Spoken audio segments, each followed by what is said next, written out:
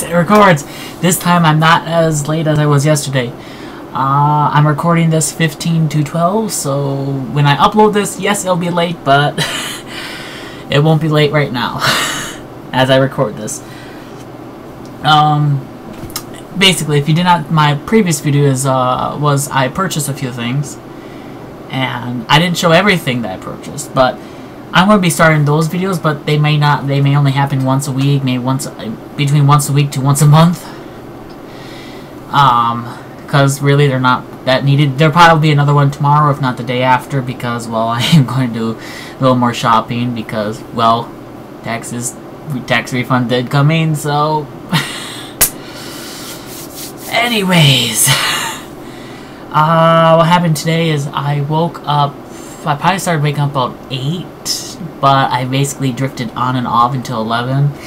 I woke up and was like, I need to get shit done today. So I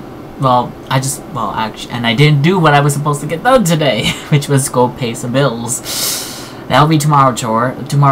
I could pay them online, but I don't wanna. I just want to pay in person. I prefer doing stuff in person, and so I'll just I've like my cable bill I have to pay about a month behind, so I'll pay that tomorrow. My cell phone bill, I'll probably pay that in a week or two because my dad has promised he's going to pay for that, but his tax return hasn't come in yet, so... But anyways, basically what I did is I ran around town. I went looking for like Jaffa cakes, or the Greek version equivalents, which basically are made exactly the same.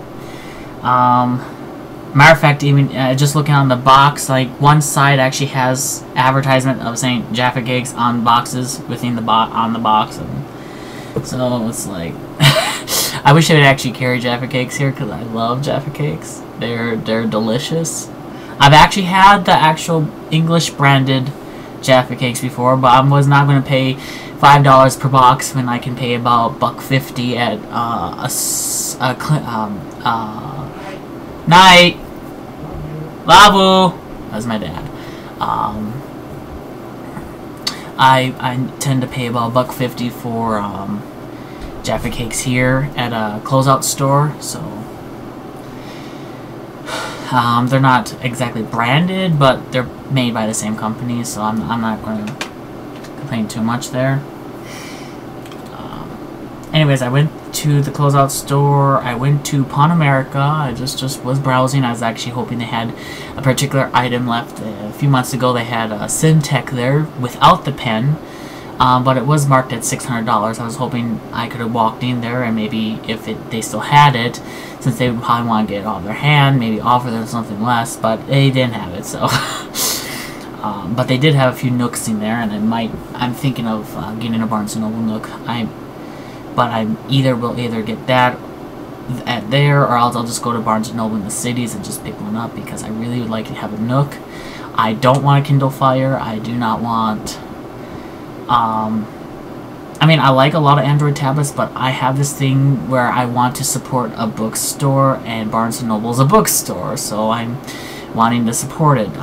Because I used to be a big Borders customer. I actually went 40 minutes out of my way to go to a Borders store when I lived in the cities. And so when they closed, I switched to Barnes & Noble, though today I did end up switching to Books A Million. Well, not switching, I still have my Barnes & Noble, and I'll probably keep Barnes & Noble because I do prefer them. But in the previous video, all the Portal Doctor Who and Minecraft stuff that I'm able to get locally, I can actually buy at Books A Million. I mean, they have it in store, and I'm fascinated by that. If Barnes & Noble had it in store, I would have been purchasing from Barnes & Noble. Anyways, I did buy a few other things. I bought 2 shirts, 2 ties, and a pair of shoes. I did buy a third shirt, but I am taking that back because it doesn't fit well, but they're all on clearance. The ties I bought. I bought the ties mainly because and I also bought the dress shirt mainly because I do need to go for interviews. and on top of it, if I get into a more professional job atmosphere, I have to have more dressy clothes instead of sweaters and Hawaiian print shirts and just basically casual clothes is pretty much all my closet consists of, except for maybe the few dress shirts. On top of it, my dress shoes I've had since the 7th grade, and well, they still work, but they're not as professional. I mean, they look like when I put them on, I'm thinking like I'm wearing 80-year-old granddad shoes. So so I bought some.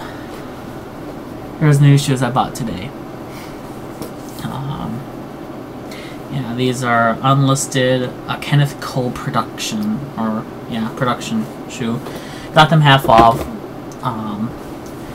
I basically go to Macy's for most of my clothes, or Target or JCPenney.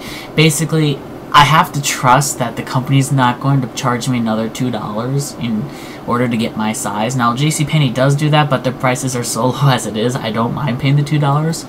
It's companies like Walmart that I have a problem with because the quality of their clothes is not there.